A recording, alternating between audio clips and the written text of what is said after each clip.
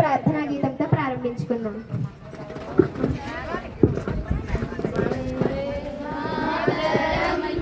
వందే మాతరం సుజలాం సుఫలాం మలయజ శీతలాం సస్యశ్యామలాం మాతరం వందే మాతరం శుభ్రజోష్ణ పులకితయామిని పుల్లకుసుమిత ద్రుమదల శోభిని శుభాషిణి సుమధుర భాషిణి శుకదాం వరదాం మాతరం వందే మాతరం వందే మాతరం.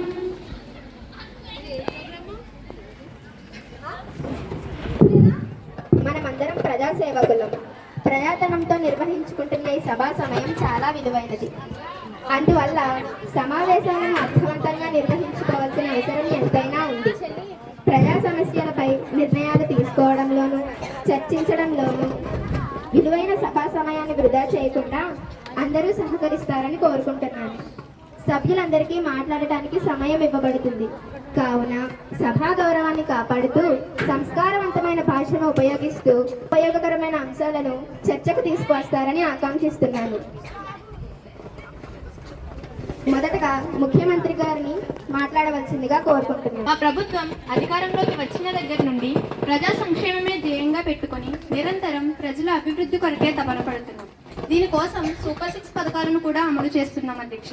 మొదటిగా తల్లికి వందనం కార్యక్రమంలో భాగంగా ఇంట్లో ఎంతమంది పిల్లలు చదువుకుంటే అంతమందికి 15,000 రూపాయలు అందిస్తున్నాం. అలానే రైతు కోసం అన్నదాత సుఖీభవ కార్యక్రమం ద్వారా ప్రతి రైతుకు సంవత్సరానికి 20,000 రూపాయల ఆర్థిక భరోసా అందిస్తున్నాం. స్త్రీశక్తి పేరిట మహిళలకు ఉచిత బస్సు సౌకర్యం, దీపం పథకం కింద అర్హులైన వారందరికీ సంవత్సరానికి 3 గ్యాస్ సిలిండర్లు ఫ్రీగా అందిస్తున్నాం. మహిళలకు, వృద్ధులకు, వితంతు, ఒంటరి మహిళలకు, దివ్యాంగులకు పెన్షన్ను అందిస్తున్నాం. వాళ్ళ పెన్షన్ను 3,000 నుండి 4,000 చేసింది మేమే అధ్యక్ష. నిరుద్యోగ యువతకు వృత్తి కింద 3,000 చెల్లిస్తున్నాం. ఆడబిడ్డ నిధి కింద అర్హులైన వారందరికీ 1,500 రూపాయలు అందిస్తున్నాం. అధ్యక్ష, మా ప్రభుత్వం సాగునీటి ప్రాజెక్టుకు ప్రత్యేక ప్రాధాన్యం ఇస్తోందని సభకు తెలియజేస్తున్నాం. ముఖ్యంగా పోలవరం ప్రాజెక్టును వీలైనంత వేగంగా పూర్తి చేయాలనే సంకల్పంతో ఉన్నాం.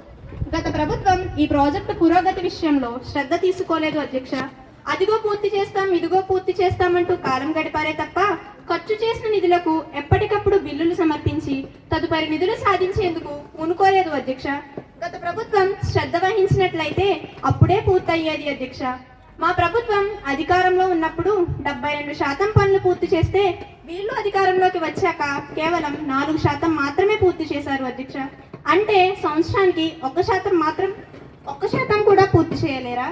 ఇంకా 25% పనులు పూర్తి కావాల్సి ఉంది అధ్యక్ష.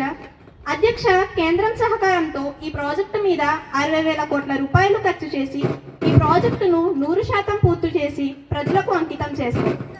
అంతేకాకుండా గూగుల్ వంటి ప్రతిష్టాత్మక కంపెనీలు కూడా మన రాష్ట్రంలో నెలకొల్పేందుకు ఒప్పందం కుదిరిందని, అది మా ప్రభుత్వం యొక్క ప్రయత్నం వల్లనే అని సభకు తెలియజేస్తున్నాం. మమతా తుఫాను సమయంలో కూడా ఎంతో అప్రమత్తంగా ఉండి ఎవరికి ఎటువంటి హాని కలగనీయకుండా లోతట్టు ప్రాంతాల ప్రజలను పునరావాసాలకు తరలించి వాళ్ళకి 3 పూట్ల ఆహారాన్ని అందించాం. అలానే గతంలో నీలం తుఫాను విషయంలో కూడా మేము ఎటువంటి చర్యలు తీసుకున్నామో అందరికీ తెలిసిన విషయం. ఎలాంటి ప్రమాదాలనైనా ఎదుర్కొనేందుకు CIF రక్షక దళాలను అప్రమత్తం చేశాం. ఈ విధంగా ప్రజల సంరక్షణ కోసం, అభివృద్ధి కోసం మేము నిరంతరం కృషి చేస్తూ ఉంటామని మీ ద్వారా సభకు తెలియజేస్తున్నాం. ధన్యవాదాలు.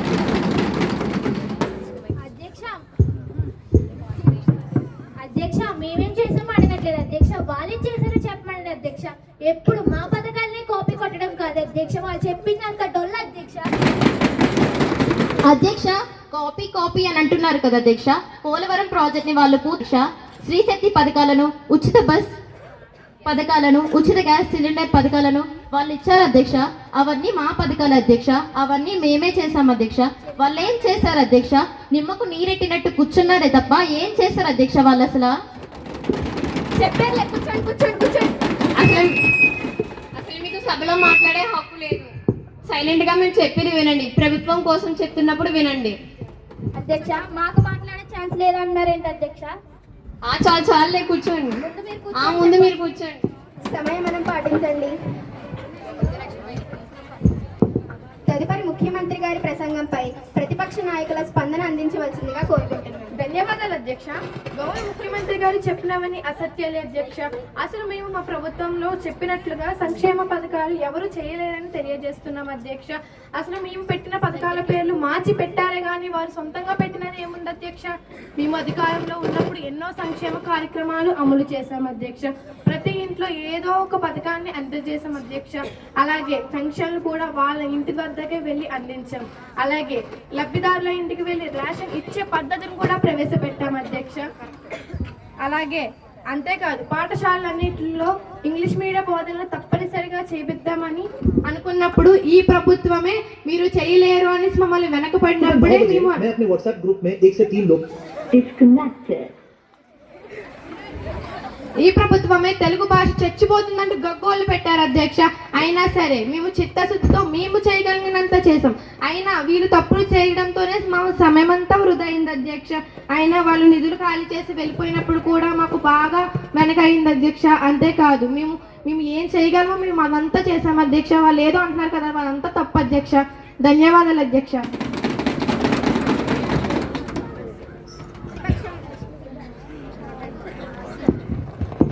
ప్రతిపక్షం వారికి జలవనరుల శాఖ మంత్రి గారిని వివరణ ఇవ్వవలసిందిగా కోరుకుంటున్నాను. ధన్యవాదాలు అధ్యక్ష.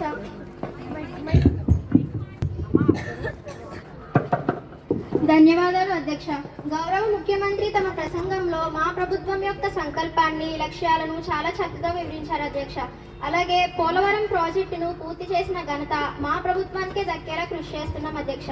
ఇక ప్రతిపక్ష నాయకులు మాట్లాడిన మాటలు చాలా అభ్యంతరకరంగా ఉన్నాయి అధ్యక్ష. నరం లేని నాలుక ఏమైనా మాట్లాడుతుందన్నట్లుంది వీరి తీరు. ఎందుకంటే 5 ఏళ్ల పరిపాలించమని ప్రజలు అవకాశం ఇస్తే పోలవరం ఎందుకు పూర్తి చేయలేదు అధ్యక్ష? మళ్ళా నెపం మా మీద పెడుతున్నారు.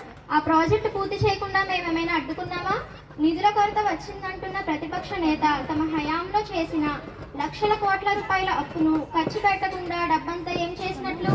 గతంలో మేము అధికారంలో ఉండగా 70% పైగా పనులు పూర్తి చేస్తే ప్రతిపక్ష నాయకులు 4% కూడా పూర్తి చేయలేకపోయారంటే వాళ్ళు ఎంత చేతకాని వాళ్ళో అర్థమవుతుంది కదా అధ్యక్ష. వాళ్ళ పాలన నచ్చలేదు కాబట్టే ప్రజలు మాకు అధికారం ఇచ్చారు అధ్యక్ష. ఇక గౌరవ ముఖ్యమంత్రి గారి నాయకత్వంలో ప్రాజెక్టులన్నీ పూర్తి చేస్తామని తమకు మనవి చేస్తున్నాం అధ్యక్ష. కుంటి సాకులు, అసత్యపు ఆరోపణలు ఇకనైనా మానుకుని అభివృద్ధి కార్యక్రమాలకు సహకరించాలని కోరుకుంటున్నాం అధ్యక్ష. ధన్యవాదాలు అధ్యక్ష. తదుపరి ప్రశ్నను ఆరోగ్య శాఖ మంత్రి గారు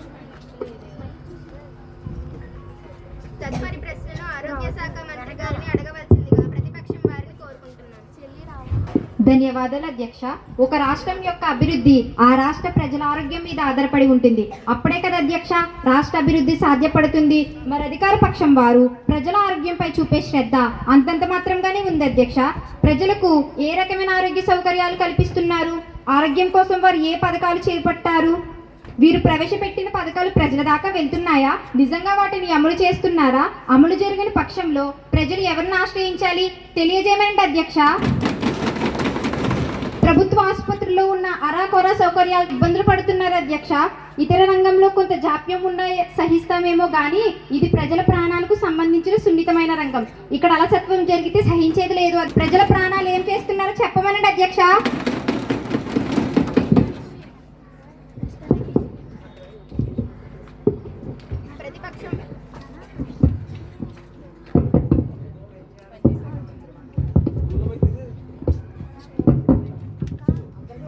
ఒకసారి ఉండండి మేడం గారు, మైక్ వాళ్ళు ఇస్తున్నారు. అటు ఇచ్చేస్తే మళ్ళీ ఇటు రాదు కదా.